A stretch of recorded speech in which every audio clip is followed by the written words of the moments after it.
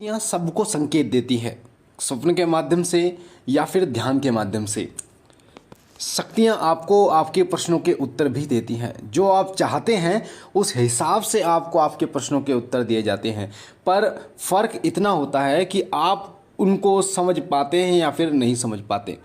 जो लोग ये सोचते हैं कि बहुत बड़े महारथी, महाज्ञानी या फिर ऐसे साधक जो कठिन तपस्या की है जिन्होंने, उनको उनसे ही भगवान बात करते हैं, शक्तियाँ बात करती हैं, तो ये बात आपकी गलत है। जो व्यक्ति पूजा पाठ नियमित रूप से करता है, अपने पूर्ण नियमों के साथ करता है, उससे भी देवता बात करते हैं, उनके प्रश्नों के उत्तर देते हैं। शक्तियाँ उनके प्रश्नों के उत्तर साथ साथ में समाधान भी बताती हैं। फ़र्क इतना होता है कि जो साधक पहले से ही पूजा पाठी हैं, जो साधक पहले से ही साधना कर रहे हैं इस क्षेत्र में, जिनको 10 साल 15 साल हो गए, उनको यह अभ्यास होता है कि देवता, कोई शक्ति किस प्रकार से आपके प्रश्न का उत्तर देती है, किस तरीके से देती है, क्या तरीका होता है शक्ति का आपके प्रश्न के उत्तर देने का, आपकी समस्या के समाधान कैसे शक्ति बताती है, ये उनको पता होता है। पर जो लोग नए होते हैं उनको ये चीज़ें नहीं पता होता। तो जो लोग पूजा पाठ नियमित रूप से करते हैं, मैं उनकी बात नहीं कर रहा जो साधना करते हैं या नवरात्र में 9 दिन की माता के 9 दिन के व्रत करते हैं, मैं बात उन व्यक्तियों की कर रहा हूँ बहुत ही जो निम्न सतह पर पूजा पाठ करते हैं। यानी कि कोई व्रत नहीं करते, कोई साधना नहीं करते, सिर्फ और सिर्फ सुबह और शाम नियमित रूप से पूजा करते हैं, दीपक जलाते हैं, या फिर किसी चालीसा का पाठ करते हैं, किसी मंत्र का जाप करते हैं, फिर ध्यान लगाते हैं।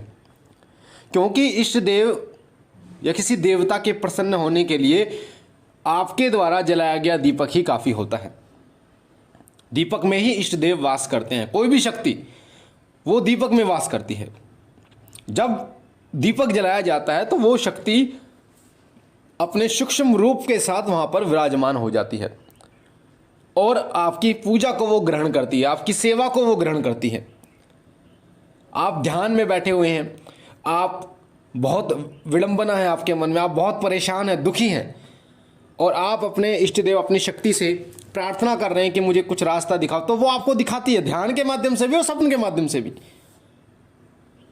वो स्वप्न के माध्यम से और ध्यान के माध्यम से कई तरीके आपको बताती है। अब मैं आपको वो तरीके बताता हूं कि क्या क्या तरीके वो शक्ति आपको बताती है, क्या क्या संकेत वो शक्ति आपको देती है, जिससे आपके प्रश्नों के उत्तर भी मिलते हैं और साथ ही आपकी समस्याओं का समाधान भी होता है। और शुरुआत में आपको थोड़ी परेशानी हो सकती है उसको समझने में। जैसे आप यहाँ से अपने जगह से किसी अन्य स्थान पर जाते हैं और वहाँ की भाषा थोड़ी अलग होती है, जैसे पंजाबी, हिंदी, संस्कृत, ये मिलीजुली भाषाएं हैं। यानी जो व्यक्ति एक भाषा को समझता है वो कुछ कुछ इन दोनों भाषाओं को कुछ कुछ समझ सकता है। उसी प्रकार से जब आप अपना प्रश्न पूछते हैं, अपनी समस्या पूछते हैं इष्ट देव से, तो उनकी जो भाषा, उनका जो तरीका होता है, थोड़ा सा परेशान आप होते हैं समझने में कि किस तरीके से आपको उत्तर देते हैं। ऐसा नहीं होता कि खड़े हो गए आपके सामने और आप, एक सामने व्यक्ति खड़ा है और उस तरीके से आपको वो प्रश्न पूछ रहा है और आपको उत्तर देते जा रहा है, ऐसा नहीं होता। कई लोग आपने देखे होगा जो गद्दी लगाते हैं, चौकी लगाते हैं, वो बात करते रहते हैं शक्ति से। सामने व्यक्ति बैठा है, उसके बारे में बात करते रहते हैं, हाँ जी, हाँ ये दिक्कत है, हाँ ठीक है बाबू जी, हाँ ये परेशानी है, अच्छा ठीक है ठीक है, वो ये बताते रहते हैं। तो वो ऐसे कैसे बता देते हैं? क्योंकि उनको वो तरीका पता चल चुका है कि शक्तियाँ जवाब कैसे देती हैं, कैसे वो आपको बताती है कि अब आपको ऐसे करना है, अब आपको ऐसे करना है। और यकीन मानिए, शक्तियाँ आपका पूरा मार्गदर्शन करती हैं, आपके भौतिक जीवन में आपको आगे बढ़ाने के लिए और आध्यात्मिक जीवन में भी आपको आगे बढ़ाने के लिए। फ़र्क उतना है कि आप समझ नहीं पाते। तो कैसे समझें इन चीज़ को, वो मैं आपको बताता हूँ। देखिए, पहली बात तो ये है कि आपको उस चीज़ को वहम नहीं मानना। 1-2 बार जब आप उसको ट्राई करोगे तो आपको लगेगा कि हाँ ये सत्य है। आप ध्यान में बैठे पड़े अपने इष्ट देव के में, और ध्यान में बैठे बैठे मन में ही, क्योंकि देवता मन का होता है, ध्यान रखना इस चीज़ को। कोई भी देवी देवता, कोई शक्ति आपके हृदय में वास करती है। जब आप उसे हृदय में स्थान देते हैं तो मन में बात आप कर सकते हैं उससे। वो आपके प्रश्नों के उत्तर देती है, वो शक्ति सभी प्रश्नों के उत्तर देती है। तो जब आप ध्यान के माध्यम से, ध्यान में आप बैठे पड़े और शक्ति से प्रश्न कर रहे हैं, जैसे मैं आपको उदाहरण देता हूँ कि बाबा जी मेरे घर में ये परेशानी चल रही है, ये क्यों चल रही है और इसका क्या हल है। तो जब आप इससे ऐसे पूछेंगे ना तो वो शक्ति फिर क्या करेगी, आपको अंदर से आवाज़ आएगी, आपको कई बार ऐसा लगेगा कि ये मेरा वहम है, या कुछ चीज़ें वो शक्ति आपको दिखाएगी।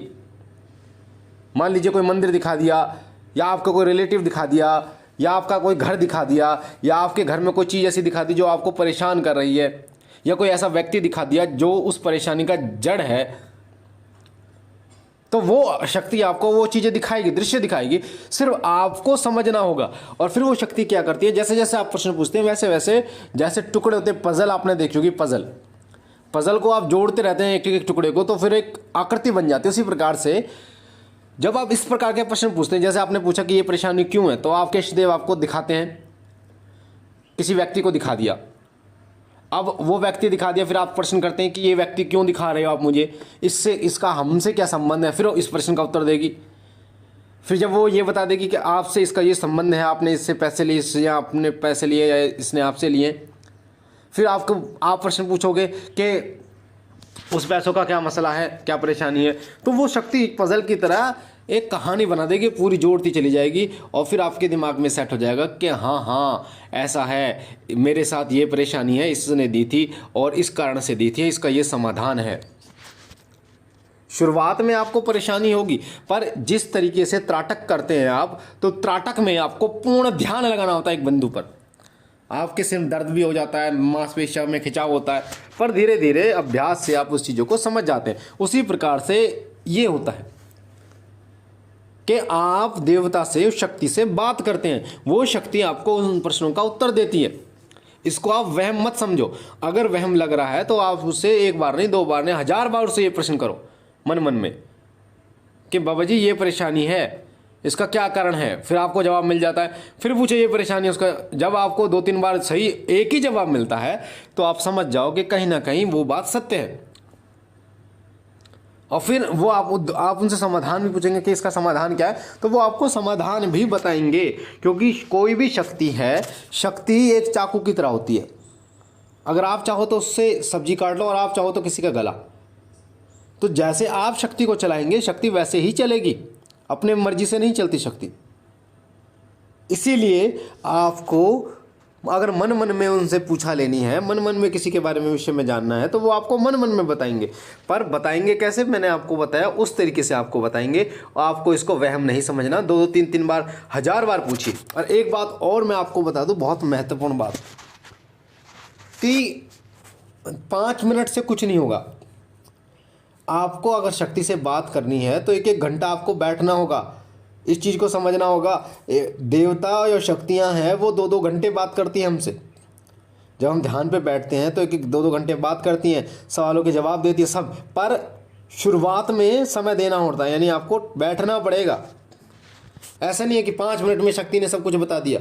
धीरे धीरे आपको अभ्यास होगा कि शक्तियाँ कैसे आपके प्रश्नों का उत्तर देती हैं, कैसे आपको बताती हैं कि ये नहीं, ऐसा नहीं, ऐसा होना चाहिए। कभी वो आपको कुछ दिखा देंगी, कभी आप किसी का नाम पूछेंगे तो वो आधा नाम बताएंगे, फिर बाद में आधा बताएंगे, फिर आपको उसको जोड़ना होगा, फिर समझना होगा कि अच्छा ये व्यक्ति का नाम है। या किसी घटना को आपको जोड़ना होगा, पजल की तरह दिखा देंगे, फिर जोड़ना होगा। तो कुछ मेहनत आपको भी करनी होगी। ऐसा नहीं कि देवता या शक्ति ही सब कुछ करेगी। तो आप देखेंगे कि देवता आपके प्रश्नों का उत्तर भी आपको देते हैं और आपकी समस्या का समाधान भी आपको बताते हैं। तो इसलिए ध्यान लगाइए, बात कीजिए, कम से कम 1 घंटा दीजिए, ताकि आप उनसे बात कर सकें। और जिस दिन आपकी इस तरीके से बात होनी शुरू हो जाएगी, उस दिन आपको किसी बड़ी सिद्धि की आवश्यकता नहीं होगी। देवता चाहे छोटा हो चाहे बड़ा हो, बड़ी से बड़ी सिद्धि का मालिक होता है, बड़े से बड़े कार्य को कर देता है। तो आप कैसे चलाना चाहते हैं वो आपके ऊपर निर्भर करता है। मुझे आशा है ये जानकारी आपको पसंद आई होगी। पहली बार चैनल पे हैं तो वीडियो को लाइक शेयर जरूर करना। साथ ही शिव कृपा परिवार से जुड़ने के लिए चैनल को सब्सक्राइब कर बेल आइकन को दबाना, ताकि जो जानकारी हम डालें वो सबसे पहले आपको मिले।